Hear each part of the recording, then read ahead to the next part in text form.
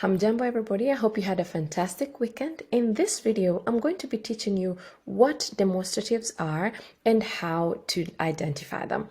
Hi, my name is Karen Wanjiru Stringer and I coach busy Swahili learners just like you on strategies of achieving Swahili fluency. So like I said, I will be showing you what demonstratives are and the three types of demonstratives that exist in the Swahili language. Okay, let us start.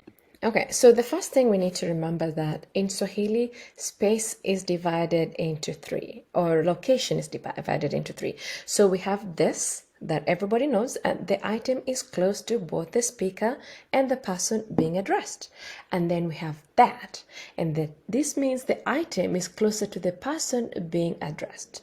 And then we have that over there, and in this case, the item is far from both parties. So once we understand that, then we'll understand why we have three demonstratives. Kiashiria in Swahili, these are words that we use to point out an item. And not only are they useful for this purpose, but they're also useful grammatically, okay? So I am going to be showing you that using different things, how you can identify this demonstrative. So the demonstratives are going to change according to each noun class. If you've studied Swahili for any period of time, you've probably come across noun classes. And noun classes are simply the way nouns are categorized according to their characteristics. So we are going to use noun class 2 or the wa class. And in this case, this is simply the plural for noun class 1. Don't worry about that.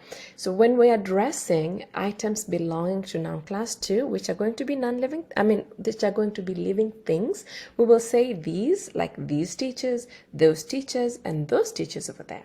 So the first demonstrative, that is these, is going to be hawa.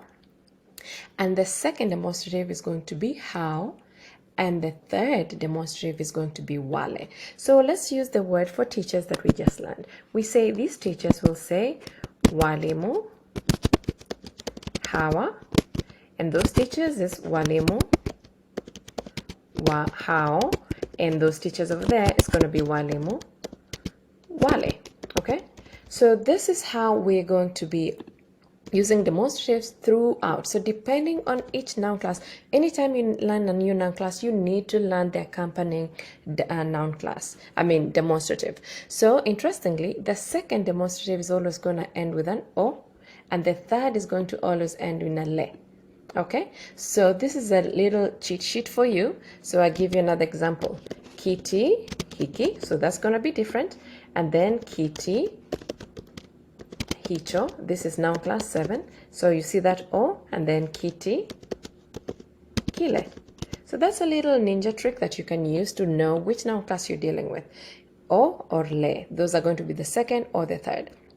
So why is it important to learn noun classes? The demonstrative. It's because these demonstratives are the ones that actually give you the subject prefix for every noun class. So for instance, if I wanted to say, these teachers are crying, how do I know which letter starts my verb?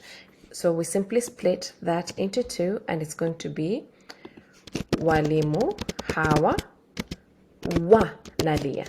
So this second part of the demonstrative is always going to give me the letters to start with when I'm working with my verb. So I want to keep this video short. I hope you found it useful.